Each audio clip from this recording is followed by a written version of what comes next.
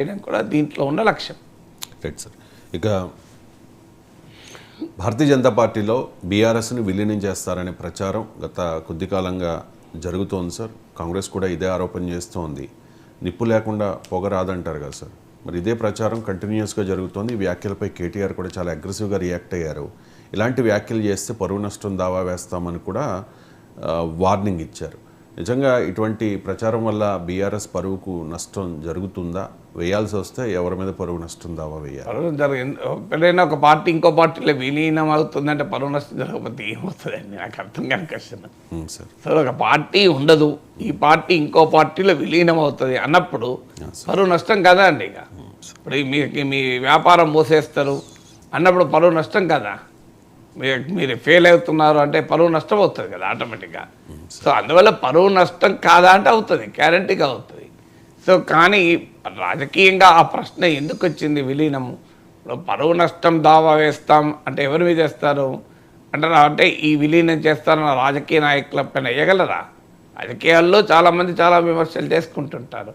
Political క్రిటిసిజానికి defamation సూట్లు వేస్తే దేశంలో పరువు నష్టం కేసులు తప్ప వేరే కేసులు ఉండవు. ఇక మీడియాలో వార్తలు వచ్చేందుకు వేస్తారని మీడియాలో ఎందుకు వచ్చింది? ఏదో ఒక చోట బీజేపీ బీఆర్ఎస్ సంబంధాల గురించి బీఆర్ఎస్లో ఇంటెన్స్గా చర్చ జరిగింది కనుకనే ఆ రకమైనటువంటి వార్తలు వచ్చాయి. ఒక దశలో విలీనం అనే ప్రతిపాదన కూడా బీఆర్ఎస్ నాయకత్వం ఆలోచించిందని స్టేట్మెంట్ ఇవ్వడం లేదు, కానీ ఆ పాసిబిలిటీని కూడా ప్రతిపాదించిన వారు ఉన్నారు నాకున్న సమాచారం ప్రకారం. అందుకే వినోద్ కుమార్ పాలిటిక్స్లో ఎనీథింగ్ ఈజ్ పాసిబుల్ అన్న పదం అనడం అనేది ఒక పెద్ద చర్చకు కారణమైంది. నేషనల్ మీడియాలో కూడా అది భారీగా డిస్కషన్ అయింది. అయితే బీఆర్ఎస్ లాంటి పార్టీ విలీనం అవుతుందా, తన అస్తిత్వాన్ని కోల్పోతుందా అంటే స్టిల్ ఐ డోంట్ బిలీవ్. అస్తిత్వం కోల్పోయేలా ఒక పార్టీ ఇంకో పార్టీలు ఎందుకు విలీనం అవుతుంది? ఏమిది ప్రజారాజ్యంలాగా అప్పుడే పుట్టిన పార్టీ కాదు. రాష్ట్రాన్ని 10 ఏళ్ళు పాలించిన పార్టీ, రాష్ట్రమంతా రూట్స్ ఉన్న పార్టీ విలీనము బీజేపీలో అవుతుంది అనేది నేను కూడా ఆ వార్త వచ్చినప్పుడు నమ్మలేదు. కానీ బీఆర్ఎస్లో చర్చల సమయంలో ఏం చేద్దాం మనం అన్న సమయంలో ఒకానొక ప్రతిపాదనగా కొంతమంది, అది నాయకత్వం అంగీకరించవచ్చు కావచ్చు, అది అక్కడ దాకా వచ్చినట్లేదు. బట్ అది కూడా ఒక పాయింట్గా చర్చ లెక్కైతే వచ్చింది కనుకనే మీడియాలో వార్తలు వచ్చాయి. సో మరి ఇక ఒకటి మాత్రం అండర్స్టాండింగ్ ఏంటంటే బీజేపీ పైన దూకుడుగా ఉండకూడదు.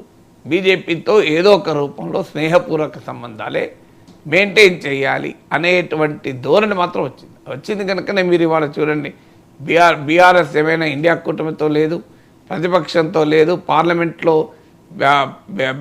బీఆర్ఎస్కు ఉన్నటువంటి రాజ్యసభ సభ్యులు బీజేపీకి వ్యతిరేకంగా ఏం గట్టిగా పోరాటం ఏం చేయడం లేదు కదా. సో అందువల్ల బీఆర్ఎస్ బీజేపీ పట్ల కాస్త సాఫ్ట్గా ఉండాలి అనే అవగాహన మాత్రం వచ్చారు.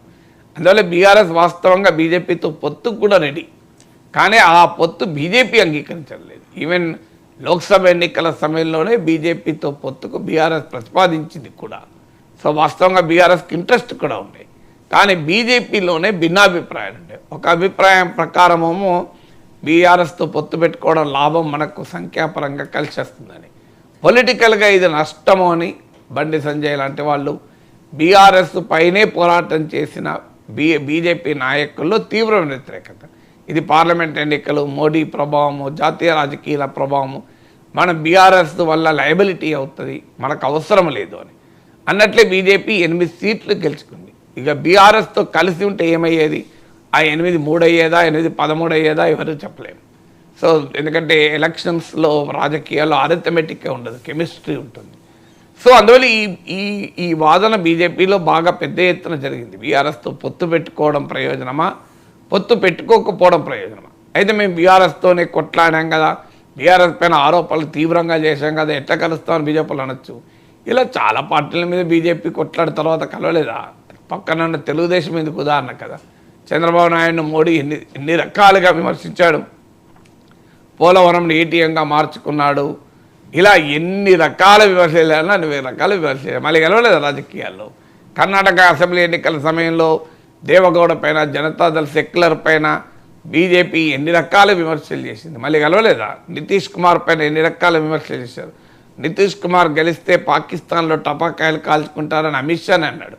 అదే నితీష్ కుమార్ ఎన్డీఏకు ముఖ్యమంత్రి కాదా?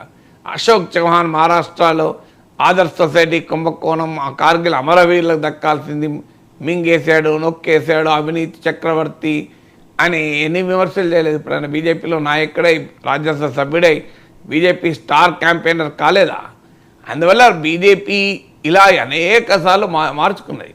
అందువల్ల ఇవాళ ఏదో బీఆర్ఎస్తో కలవదు, కేసీఆర్ను వ్యతిరేకంగా ఉంటుంది అన్న గ్యారెంటీ ఏమీ లేదు.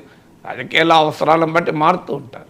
కానీ ఇప్పుడున్న కాంటెక్స్ట్లో బీఆర్ఎస్తో కలిస్తే తమకు నష్టమని బీజేపీ నాయకత్వం బలంగా భావించింది. అందుకే బీఆర్ఎస్తో బీఆర్ఎస్ ఆసక్తి చూపింది, కానీ బీజేపీ ఆసక్తి చూపలేదు. సో అందువల్ల ఈ వార్తలన్నీ రావటానికి ఒక పొలిటికల్ కాంటెక్స్ట్ ఉంది. బీఆర్ఎస్ బీజేపీతో తన సంబంధాలని రీడిఫైన్ చేసుకొని పునర్నిర్వచించుకునేటువంటి క్రమంలో ఈ వార్తలన్నీ వచ్చాయి. ఇప్పుడు మనం చూస్తున్నాం బీఆర్ఎస్ ఇప్పుడు వక్ఫ్ యాక్ట్ వచ్చింది. బీఆర్ఎస్ దానిపైన ఏ కార్యాచరణ కానీ యాక్టివిటీ కానీ లేదు. కేంద్ర బడ్జెట్ ఉంది, విమర్శలు చేశారు తప్ప సీరియస్గా ఏమీ లేదు కదా. అందువల్ల బీఆర్ఎస్ బీజేపీ పైన పోరాడాల్సిన స్థాయిలో పోరాడడం లేదంటేనే అర్థమవుతుంది కదా. ఎక్కడో ఒక చోట BRS still hopeful of aligning with BJP. అయితే ఇప్పటి వరకు నాకున్న సమాచారం అయితే బీజేపీ బీఆర్ఎస్ విడివిడిగా కాంగ్రెస్ పైన కొట్లాడాలి. ఇప్పుడు కలిస్తే కాంగ్రెస్కి బెనిఫిట్ అవుతుంది. 2029 వరకు కాంగ్రెస్ ప్రభుత్వం పట్ల వ్యతిరేకత, అసంతృప్తి పెరిగినప్పుడు రెండు విడివిడిగా కొట్లాడినటువంటి రూట్లు కాస్త కన్వర్ట్ చేయడానికి స్కోప్ ఉంటుంది. సో ఈ కాంటెక్స్ట్, ఈ డిస్కషన్ అయింది కనుకనే వార్తలు వచ్చాయి. వార్తలు వలయంగా ఎందుకు వస్తాయి?